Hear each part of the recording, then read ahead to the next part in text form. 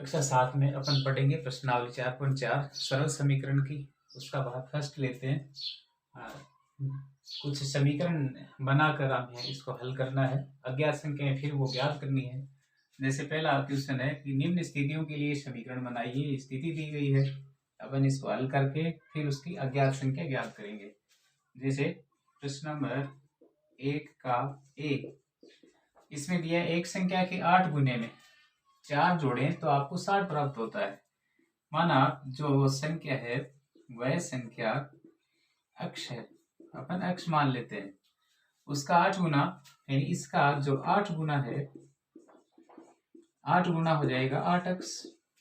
तो प्रश्नानुसार क्या कहा है कि इसमें यदि 8 अक्ष है तो इसके अंदर आप 4 जोड़ दें यानी प्लस के 4 कर दें तो हमें 60 प्राप्त होता है। ऐसे तो जैसा कहा गया उसके हिसाब से जो संख्या मानी गई है उसमें आप 8 उसका 8 गुना करके 8 से गुना करके यानी गुना हो गई, उसमें 4 जोड़ना है प्लस का कर देना है तो हमें 60 मिलेंगे। इसका मतलब बराबर 60 हो जाएगा। तो अब अपन पक्षांतरण करते हैं, 4 को इधर दाहिने पक्ष में लाते हैं। 8 अक्ष बराबर ये 60 माइनस के 4। पहले ये जो समीकरण बनाई अब इसको हल करेंगे, अक्ष का मान निकालेंगे।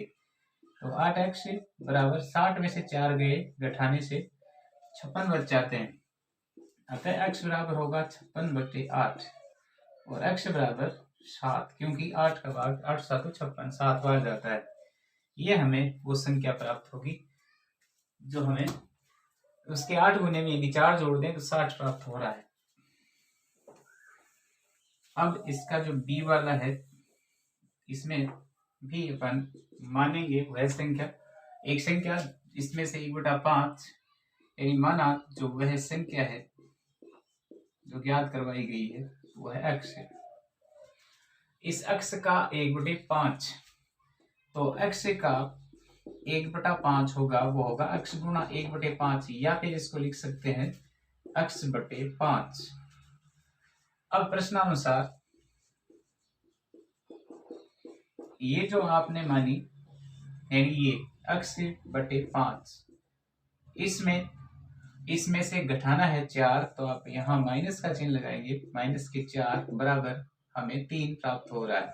3 प्राप्त हो रहा है। तो अब इस जो ये तो बनी समीकरण।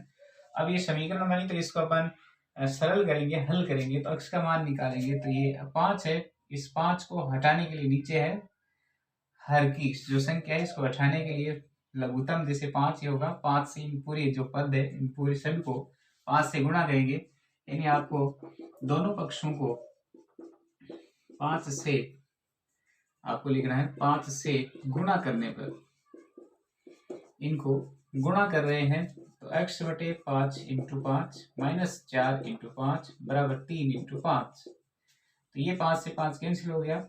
x माइनस 4 पंद्रह 20 बराबर हो गया 5 3 15। ये 20 इधर जाएगा तो ये हो जाएगा 15 प्लस के 20 और x बराबर 15 और 20 35, योग 35 मिलेगा जो संख्या हमें ज्ञात करनी थी। अब करते हैं इसका क्वेश्चन सी। इस सी में यदि मैं किसी संख्या का 3/4 तो आपको माननी है वो संख्या तो x है ही, माना वह संख्या है x मैंने मान ली। इस संख्या का 3/4 तो इसका 3/4 यानी 3/4 का मतलब 3/4 गुना वो क्या होता है होगा x गुणा 3/4 या फिर इसको लिख सकते हैं 3x/4 क्योंकि 3 को x से गुणा कर दिया। ये हो गया इसका 3/4 लेकर इसमें 4 जोड़ देते हैं। अब प्रश्नानुसार ये जो संख्या ली गई है 3x/4 इसमें 3 जोड़ दें तो हमें प्राप्त हो रहे हैं 21। अब ये 4 है, ये सरल समीकरण बनी। अब इस 4 को दोनों पक्षों से गुणा करने पर यानी दोनों पक्ष है, दोनों पक्षों को 4 से गुणा किया तो 3x/4 इंटू 4 प्लस 3 इंटू 4 बराबर 21 इंटू 4। ये 4 से 4 कैंसिल हो जाता है, बचेगा 3x प्लस का 3 चौक 12 और ये 21 4 84। 12 को इधर दाहिने पक्ष में ले जाएंगे, 3x बराबर 84 प्लस 12, तो 3x बराबर ये हो गए 6 और ये 9 96, x बराबर 96 में आप 3 का भाग देते हैं तो हमें इसका मान मिल जाएगा, प्राप्त हो जाएगा। 3 और 2 32 में हमें 32 संख्या प्राप्त होगी जो ज्ञात करनी थी। अब सी के बाद में है डी। इस डी वाले में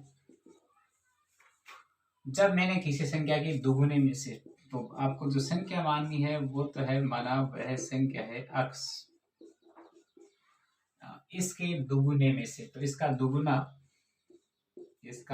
दुगुना होगा 2x। इस 2x में 11 को घटा दिया जाए में से, यानी प्रश्न में जैसा कहा है प्रश्नानुसार 2x में से 11 को घटा देते हैं तो परिणाम मिलता है 15।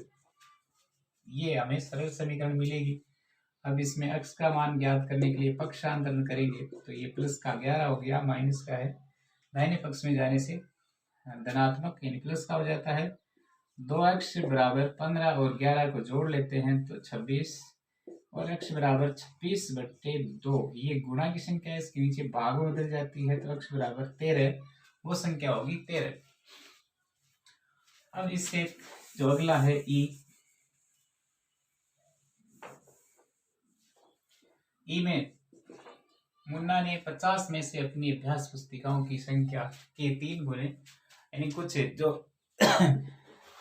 मुन्ना ने 50 में से अपनी अभ्यास पुस्तिकाओं की संख्या के 3 गुने को घटाया तो उससे परिणाम 8 प्राप्त हुआ।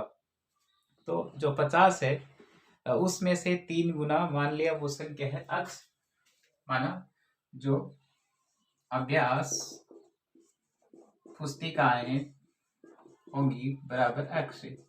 अब इसका 3 गुना, देखो इसमें से जो है अभ्यास पुस्तिकाओं की संख्या के 3 गुने को घटाया तो इसका 3 गुना होगा, 3 गुना बराबर 3x। अब इस 50 में से घटा लेंगे, यानी प्रश्नानुसार जो कहा गया है निर्देश है कि 50 में से ये 3 गुना घटाएंगे यानी 3x, तो हमें 3 गुने को घटाने से उसे 8 प्राप्त हो रहा है, ऐसे 8।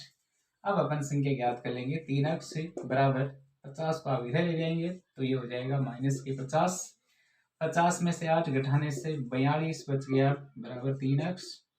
ये संख्या है माइनस का चिन्ह, x बराबर माइनस के 42 में माइनस के 3 का भाग देंगे क्योंकि ये गुणा की राशि इसके नीचे चली जाएगी, भागों में बदल जाएगी, और अब इसमें भाग देंगे तो 3 एकम 3, और यानी जैसे 42 में से भाग दे ले 3 एकम 3 और 1 और 2 4, 14 3 42, तो हमें 14 संख्या प्राप्त हो जाएगी।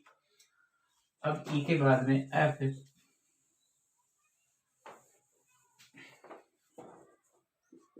वाला इबेन हल ने एक संख्या सोची, यानी माना वह संख्या है x, जो सोची गई संख्या x वह उसमें से 19 जोड़कर, तो अब प्रश्नानुसार सीधा ही आप लिख देंगे, प्रश्नानुसार x में 19 जोड़ते हैं, 19 जोड़कर योग को 5 से भाग देते हैं, इसमें योग कर दिया और योग करके 5 से भाग देते हैं तो हमें उसे 8 प्राप्त हो रहा है, 8।